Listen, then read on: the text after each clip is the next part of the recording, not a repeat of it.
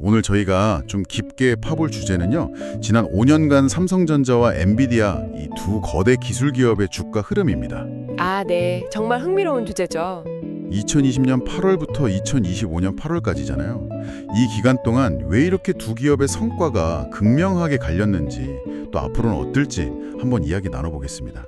두 기업 다 기술 분야의 핵심 주자인데 행보는 정말 달랐어요. 네, 특히 AI 같은 기술 트렌드가 시장에 미치는 영향을 이 두 기업 사례를 통해 확실히 볼 수 있거든요. 자 그럼 바로 한번 숫자를 보죠. 이게 정말 놀랍더라고요. 그렇죠. 차이가 어마어마하죠. 2020년 8월 14일부터 2025년 8월 14일까지 딱 5년인데 삼성전자는 58,000원에서 71,700원. 그러니까 수익률이 한 23.6% 정도 올랐어요. 네, 오르긴 올랐죠. 근데 같은 기간에 엔비디아는 이게 액면 분할 조정한 가격으로 봐야겠죠? 네네, 그렇게 봐야 비교가 정확합니다. 11.5달러에서 180.45달러. 수익률이 무려 1461%입니다. 정말 폭등이란 말이 딱 맞죠. 이게 계산해보니 수익률 차이만 약 62배더라고요. 와, 도대체 엔비디아에는 무슨 일이 있었던 걸까요? 이건 명확합니다. 단연 AI 그리고 데이터 센터 사업 덕분이죠. AI 붐. 네, 2020년부터 AI 개발 경쟁이 막 불붙기 시작했잖아요. 그때부터 엔비디아 GPU 수요가 정말 폭발적으로 늘어난 겁니다. GPU가 원래 게임 그래픽 카드 아니었나요? 맞아요. 원래는 그랬는데 이게 병렬 처리 능력이 워낙 뛰어나다 보니까 AI 연산에 그냥 최적이었던 거죠. 그래서 특히 데이터 센터 매출을 보면요. 2020년에 30억 달러 수준이었는데 2025년에는 얼마까지 갔냐면 1,150억 달러입니다. 그 H100이나 최신 블랙웰 시리즈 같은 고성능 AI 칩들이 그냥 날개도 친 듯 팔려나갔고 또 아마존, 마이크로소프트 같은 클라우드 기업들과의 파트너십도 굉장히 중요했습니다. 아, 그 큰 손들이 다 엔비디아 칩을 썼군요. 그렇죠.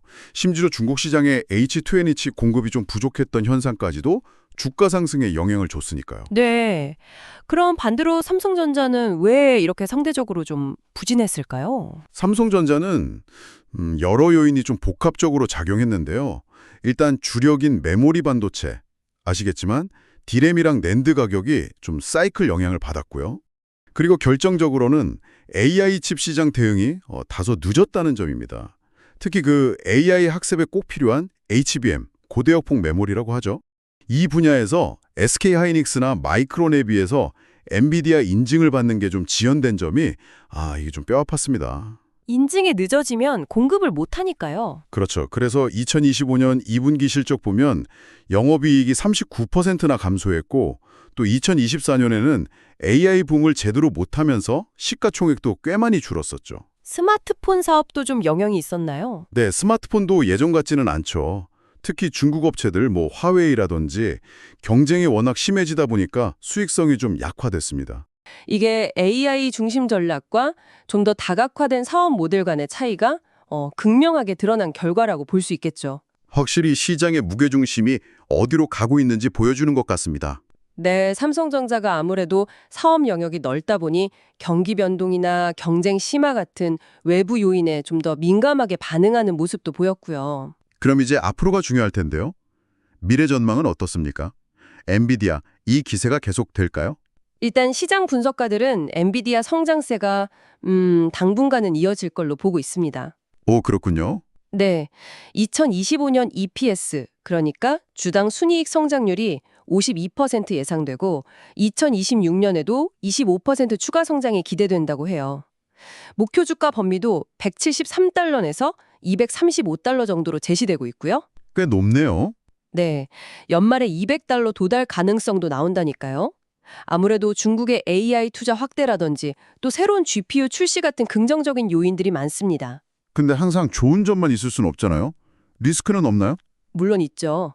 워낙 가파르게 성장했으니까요.